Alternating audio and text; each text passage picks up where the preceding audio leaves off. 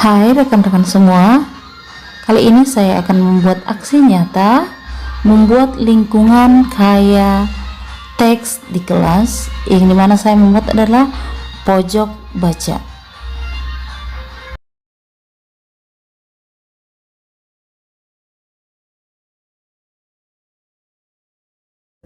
Dalam memulai aksi nyata ini, saya merumuskan terlebih dahulu tujuan pojok baca di kelas. Tujuan aksi nyata ini saya lihat dari lingkungan sekolah yang dimana saya mengajar.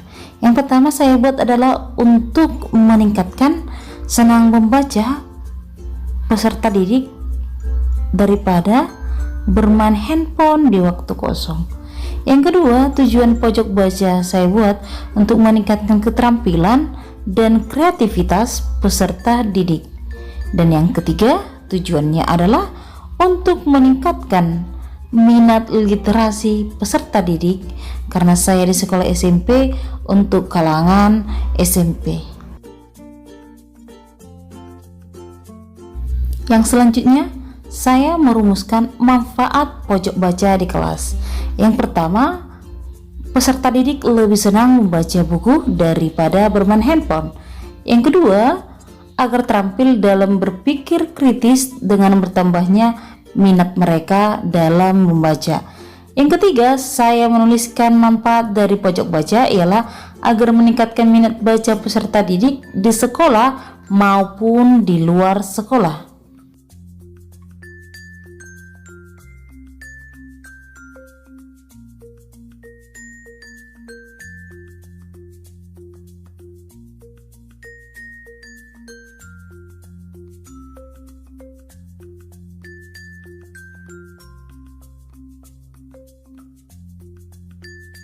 Oke, rekan-rekan sekalian, dalam aksi nyata ini saya juga merumuskan apa itu lingkungan kaya teks, yang dimana di sini saya menjelaskan apa pengertian dari kaya teks itu sendiri.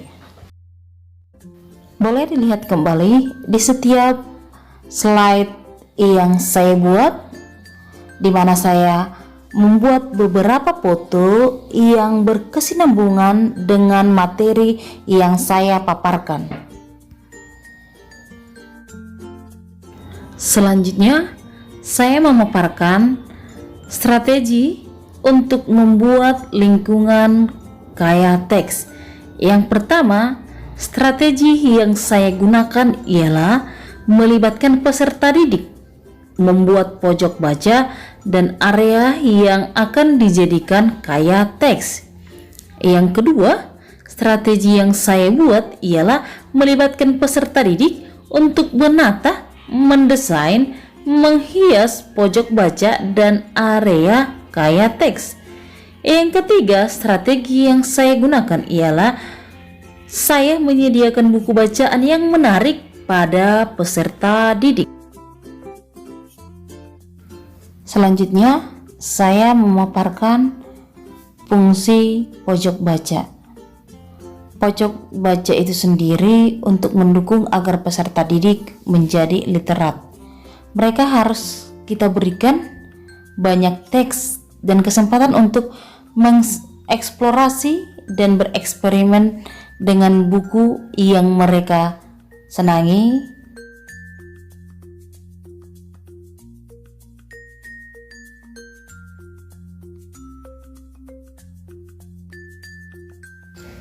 Setelah memaparkan materi dan menyusun strategi-strategi untuk membuat area kaya teks di kelas, langkah yang pertama ialah berdiskusi menentukan tempat pojok baca dan aneka ragam bentuk literasi.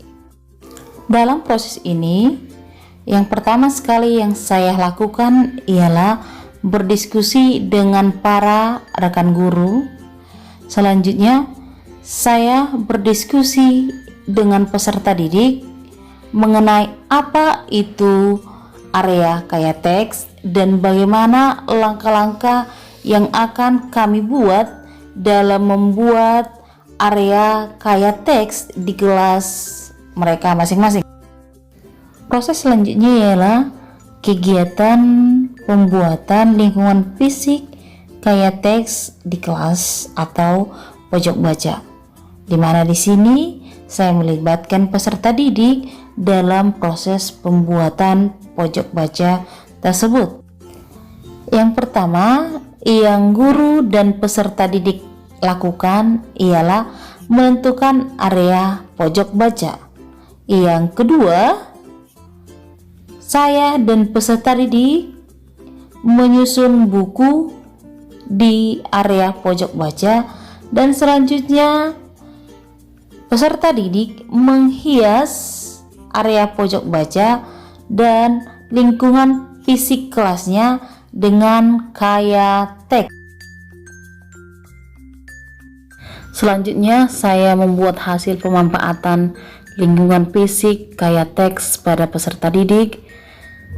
Pojok baca tersebut itu dimanfaatkan oleh peserta didik untuk tempat membaca dan juga tempat untuk berkreasi dan menempelkan segala kreativitas yang mereka miliki dari proses pembelajaran semua mata pelajaran.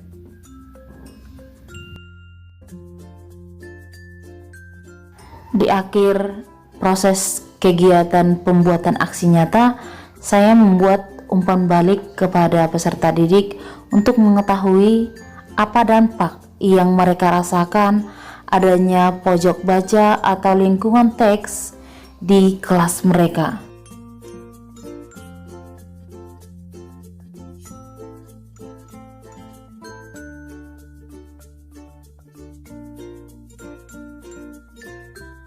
Inilah pendapat beberapa peserta didik adanya pojok baca di kelas atau lingkungan fisik dengan kaya teks di kelas mereka.